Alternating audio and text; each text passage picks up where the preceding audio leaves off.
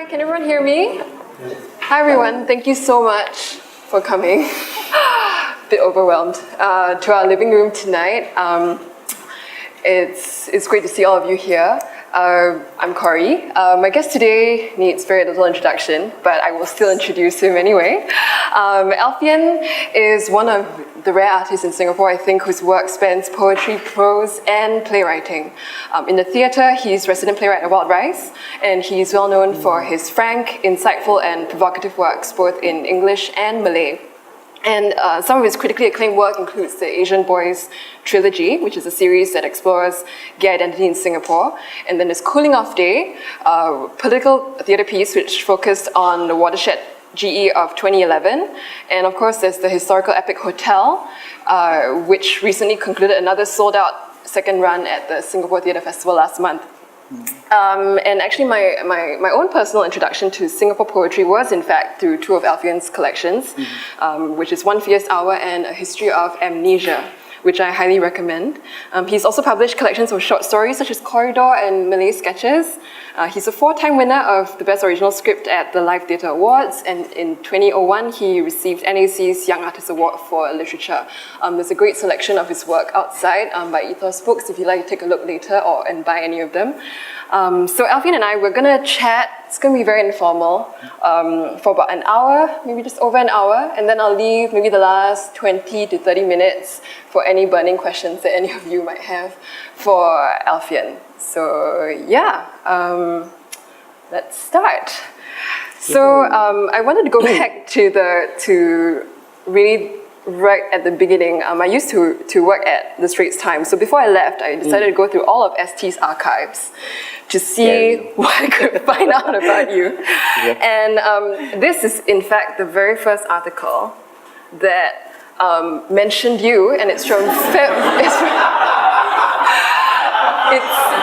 it's from February 20th, 1990, and it says, "Good exam results show Malays can do well, chop tong." And it goes on to say, he goes on to say that Malay pupils have made good progress in major exams, and this shows that their community has the potential to do well academically and economically, Mr. Gojok said last night. The first DPM cited these remarkable improvements in Malay pupils' performances, and much later down, you'll see that the Mendaki scholarship worth $1,500 went to Alfian Sa'at, age 12. And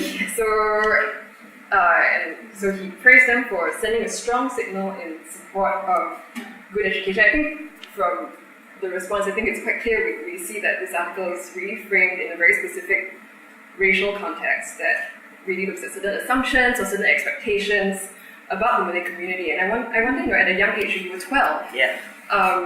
Did you find that you were sort of behaving or operating, within sort of these expectations in P6 when the media came to interview you and talk to you about this? Yeah, I mean, only when you show me this headline, you realize, my God, this is so patronizing. It's Deputy PM patting your head and going, "Oh, you too can do well," like the rest of us. I think on a subconscious level, I must have internalized all these things about social mobility in Singapore. Also, a certain kind of minority baggage about proving that your community can make it, so to speak. So, for those of you who watched the play Rosna very recently, Esplanade, I really felt like Rosna at that point of time, because it was, being a Mendaki kid, being expected at a certain point of time to contribute back to a community in whatever way. And I suppose that's really one of those things that led me to medical school. I mean, looking back, that in a sense, the track was sort of the model minority. Yeah, the model minority, it's a super model. And there's always this attention, I guess, if you were that kind of a model. So I remember the TV crew coming to my house to document what a kid did to get good PSLE results. And they didn't want to film me like doing assessment books or whatever. Strangely, they said, "Oh, it's not so interesting to film that. Can you show us something else?" And then my mother volunteered, "Oh, he likes to do science experiments at home."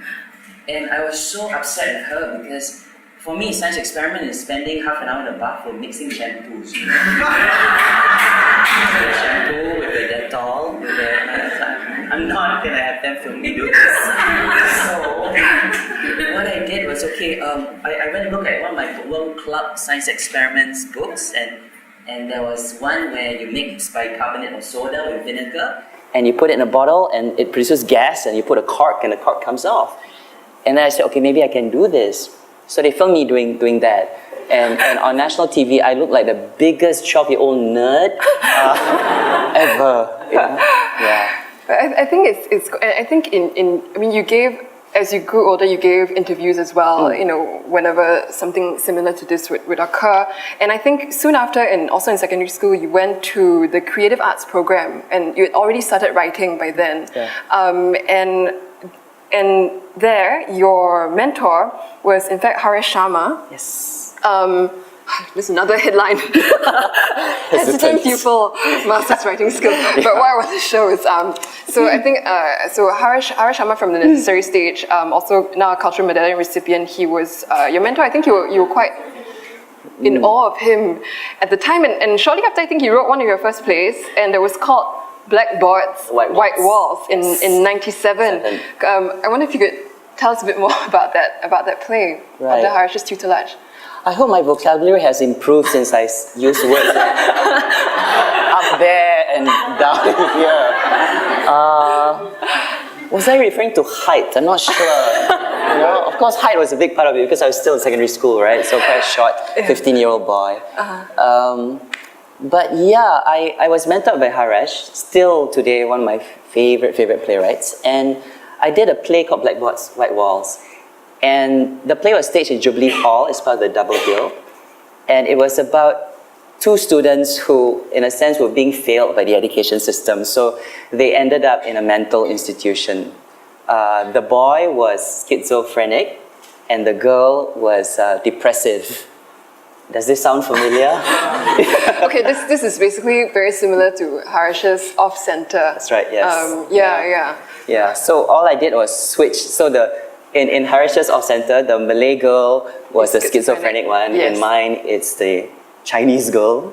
Obviously, I didn't cover my tracks well enough because I came to watch the play and then it just struck me, this looks like a facsimile, a pale copy of Haresh Sharma's play. And I think that's one of the issues with mentorship, right? How easily you get influenced by another writer's voice. So I was quite upset after watching it. I don't know why when I wrote it, it didn't strike me. It was only after watching it perform on stage, then, yeah, this looks very, very familiar. And what happened was that then I told Haresh, I don't want to be a mini Haresh. I don't want to be under your long shadow, I want to be my own person. Haresh asked me, so how are you going to do that? And I said, I'm going to stop writing plays. Because, yeah. So I did that, I stopped. And that's one reason I went to writing poetry, actually. So I think that's when One Fifth Hour came out. And I think Corridor was published later, but you were writing at the time. Yeah. And I think you mentioned that you also started writing in Malay instead of English. So all these are attempts to run away from Haresh's long shadow. So I went into poetry because I knew he didn't write poems. Went into short fiction because I knew he didn't write that.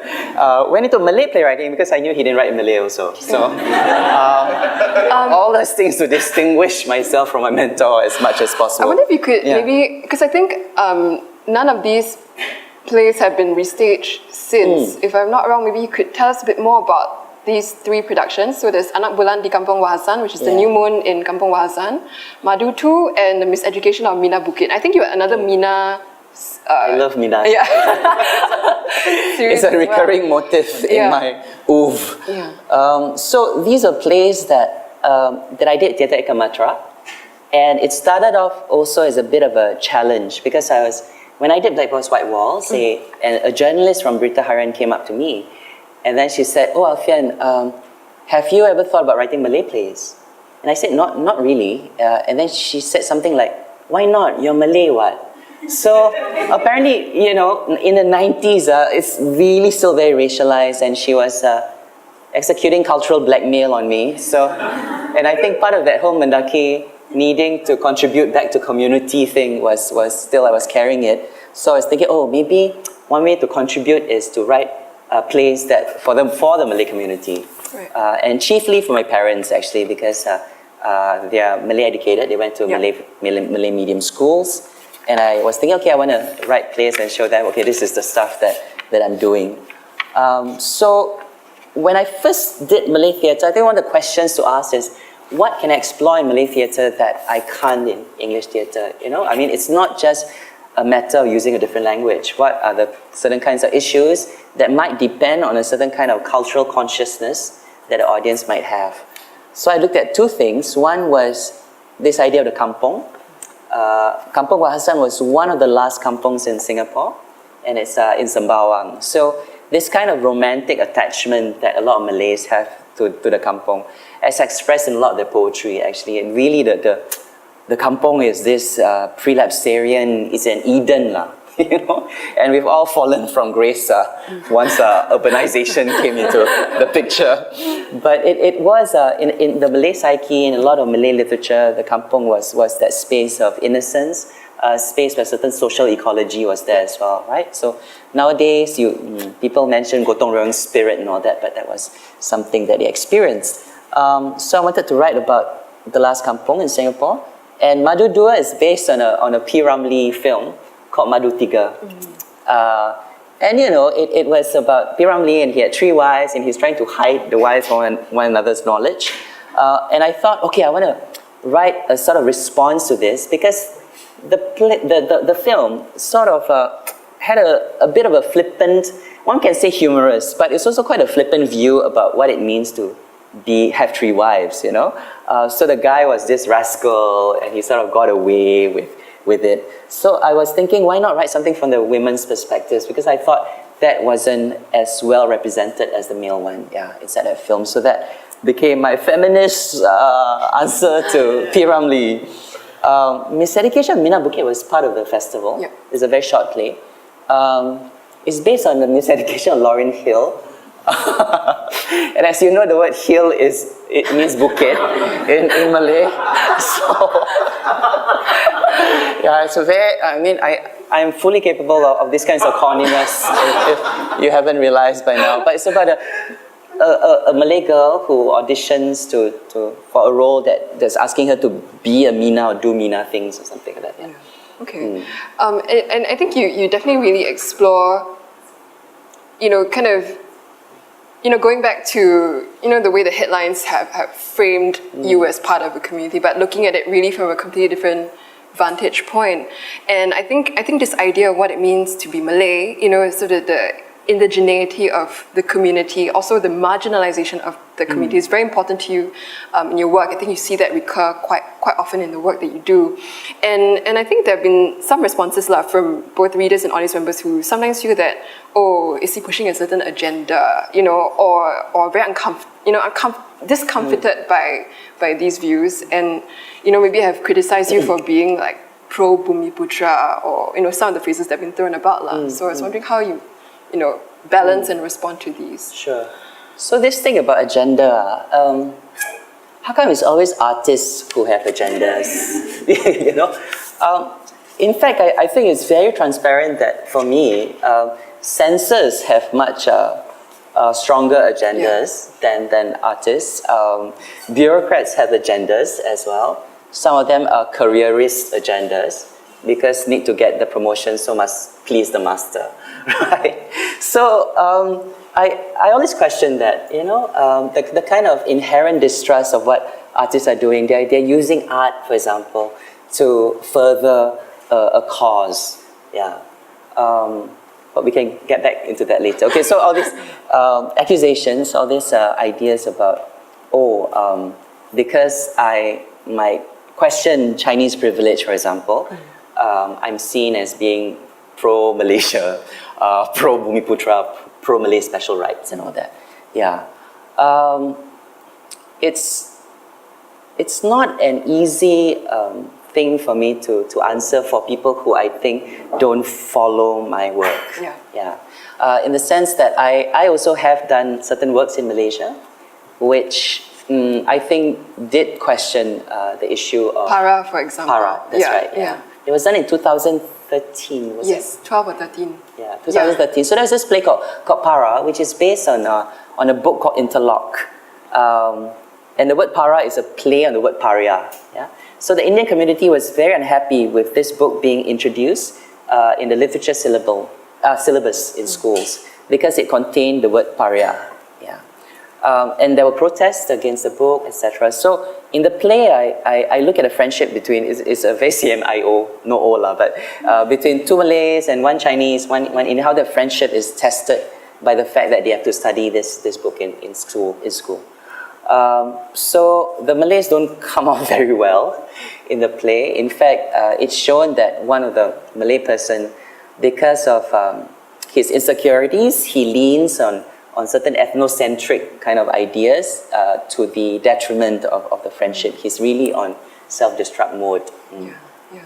Okay. Taking a bit of a detour here to look at how your writing has continued to develop. So I used to be a ST reviewer, so reviews are very interesting to me. And sorry, just gonna skip this. And one thing I found out while I was at ST, while doing some research for Zihan's Without, was that you had reviewed Completely Without Petty Choose Completely Without Character in 1999. And what I later found out is that over the course of the entire year, from February 1999 to December, you reviewed 31 productions for ST. And I think you were still medical school. You were like 22 years old, and I went to check how this came about. So I think someone recommended you as the writer, and then the newspaper approached you, if I'm not wrong. Why did you agree? Why did I agree? I think when you're a writer, it's very important. Of course, writing is important, but reading is important. Watching is also important. And then also having opinions on the stuff that you've read and watched is important. So I felt that it was an opportunity for me to clarify my own sort of ideas about what my art should be, about what other people's arts are like.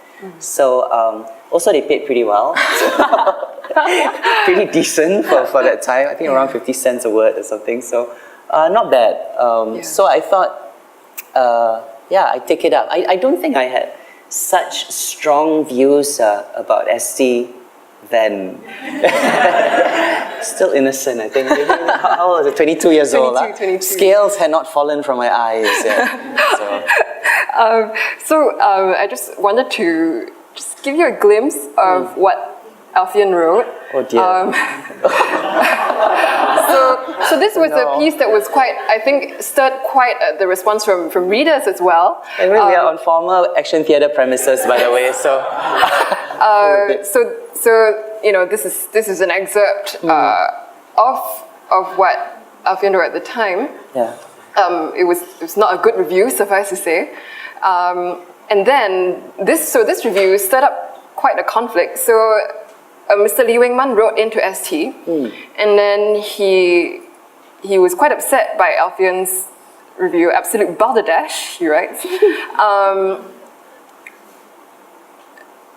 The next one, and he says, then he accuses you of sour grapes, and then advises that you take a pinch of salt. So there was one quite angry letter, and then Lucy Davis responded. Sorry, not bad. You can have exclamation mark in foreign letters. And then Lucy Davis responded in your favor, and there was a quite interesting debate going back and forth about this review. What did it feel like to be on that side of the fence as someone evaluating and observing the industry that you had come from? Yeah, I didn't feel that that was a platform for me to lord over the theatre scene. To be completely honest, also because I think most of the stuff that I was reviewing was sort of stuff that Clarissa, I think at that point in time, was the main reviewer in life, and she she was giving me sort of, I won't say leftovers lah, but you know, she took the main show. So yeah, I had the B-sides, so to speak, to review. But I mean, looking back, I can see that it's not a well-written review, you know. I don't take back the opinion, but I really don't like and reviewers do this a lot these days, I notice, that you end off, your final line is something where you try to be clever, and you want to like pun or something, so 35 at 2000 got millennium, right? So suddenly like millennium fever, whatever, so I'm trying to be really too clever, so I'm a bit embarrassed looking at that. So yeah, tip for today, don't pun in your reviews. Yeah. But I think, yeah, yes. sorry, go on. But I mean, I suppose at the time, ST was also a lot more monolithic, so I suppose, you know, it was the only paper publishing reviews at the time. It probably had a certain kind of outsized influence, right? And looking back, I can see why people get so worked up with reviews, especially if they belong to the newspaper of record or the main paper. And looking back also, I realized that for a lot of people who are going to arts, it's such an imperiled scene. It doesn't get the kind of social support that even today, I think, you know, maybe conditions has improved, but reviews are the kind of stuff you want to show your parents to convince them that you've taken the right, you've made the right choice, you know?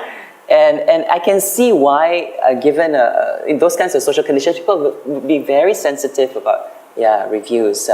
So that's why I always urge that for people, when we are reviewing, first-time theatre makers, etc., not so much to put kid gloves, but to bear those things in mind, actually. Yeah, sure. And that whole year of really watching quite a lot in the scene, you know, what was sort of your takeaway from observing that entire arc of work, and also for yourself as a theatre maker, someone who was also writing plays at the time? Yeah, I thought it was, I mean, it's so important to keep on watching plays, to find out what your peers are doing. These days, I regret the fact that sometimes as theatre makers, we get on this production treadmill, you know, and then we keep producing, and we don't spend time to watch one another's plays. I try, you know, these days I really try, but I think it's very, very important just to get a sense of what the scene is like, and to know that we're all comrades in this, and there might be certain aesthetic differences here and there, but you know, they are not really deep and bitter rivalries. I think all art scenes have all these feuds, you know, which can be productive, but I think there is definitely some kind of solidarity. And did it change sort of your perception on the role of the reviewer as well, since you were also, I suppose, in that position? Quite interesting to be able to be both an artist and then a reviewer at some point. Yeah, so I think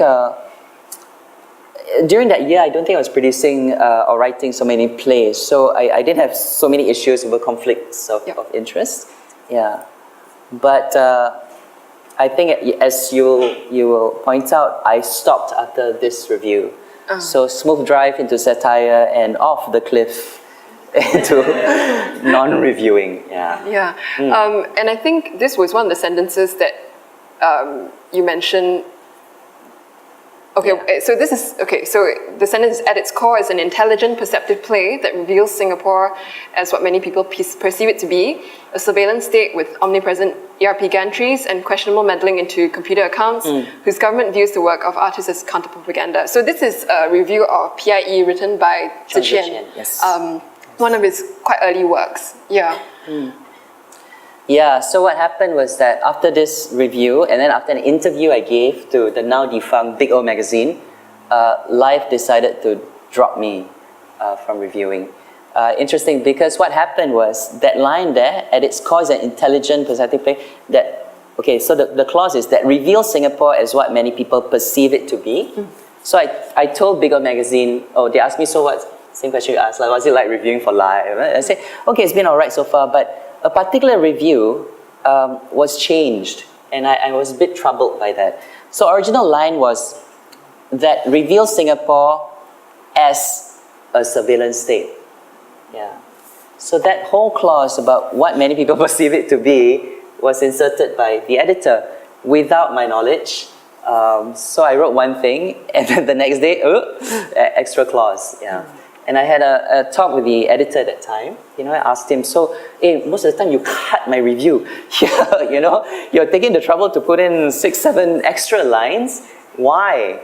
And the answer I got was, oh, Alfian, you must understand, we are the live section. If you want to make political commentary, you should write one for the main paper. And I thought that was so bizarre because I'm reviewing a very political play, I'm not going to spend a whole review talking about the lights and the actors and the sets, I mean, I have to talk about the subject matter of the play, the issues. So I was a bit troubled by that. So I told Big O Magazine, and I think they felt I was a bit of a whistleblower or something, and thought, maybe we can't put him in line with newsroom standards. so we shouldn't use him anymore. And then, but I think after that you went back to playwriting. I did. Yeah, and I think one of the But it's not to that editor's credit. I was going to anyway. Yes, that is true. Yeah, and I think that the next week, one of the major works that you wrote after that was also coordinated with Ziqian, coincidentally, which was sex violence, blood, gore.